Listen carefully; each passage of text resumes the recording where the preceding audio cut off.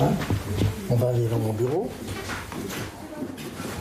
Devant son psychiatre, Bastien, 7 ans, ne cache pas ses angoisses. Non, t'as pas envie de te faire vacciner?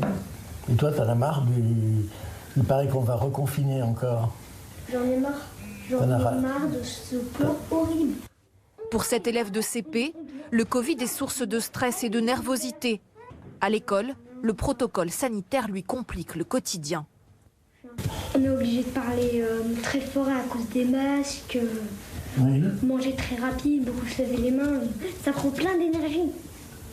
Ça prend beaucoup d'énergie. Garder le masque toute la journée. Donc ça te plaît pas, le confinement? Non, pas du tout. Ça ne me plaît pas. Ça ne me plaît pas ce plan horrible. Sa maman, Sophie, a perçu un changement en septembre dernier. J'ai senti quand même que c'était pénible pour lui de faire classe avec sa maîtresse avec les masques. L'ambiance était beaucoup plus stressante. Je l'ai ressenti à travers mon fils, puisque à chaque fois il me raconte que l'ambiance stressante de la journée. Bastien est aussi sensible aux absences de ses camarades de classe. Il y a des élèves qui quoi? Qui ont eu le Covid. Et même des qui ont eu le Covid? On connaît? Aussi. D'accord. Et toi, tu n'as pas eu le Covid?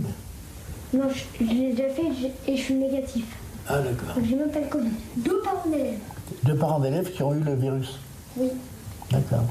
J'ai senti que son inquiétude était plus importante qu'avant quand il s'agit du variant et du nombre de cas qui s'est augmenté à l'école. Je l'entends, je lui dis que je le comprends, qu'à sa place aussi c'était dur et je l'encourage en lui disant qu'il est très courageux et que ses copains aussi sont très très courageux puisque c'est pas facile pour eux. Merci. Les enfants ne sont pas épargnés par la crise sanitaire. Ce pédopsychiatre a d'ailleurs constaté une augmentation des demandes de suivi. J'ai ressenti un besoin de consultation qui allait tout à fait au-delà de ce qui se passe habituellement pour la même période de l'année.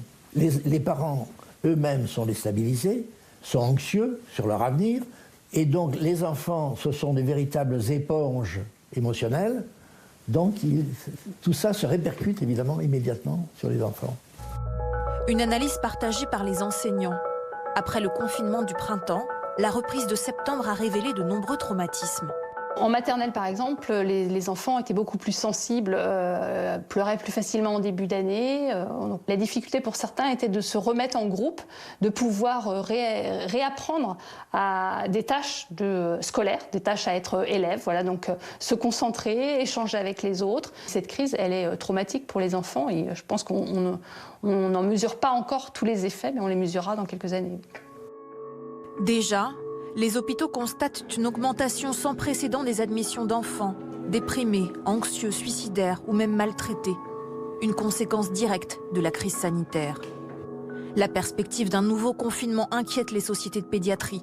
Elle demande à ce que les établissements scolaires restent ouverts pour ne pas sacrifier la santé mentale et sociale des jeunes générations.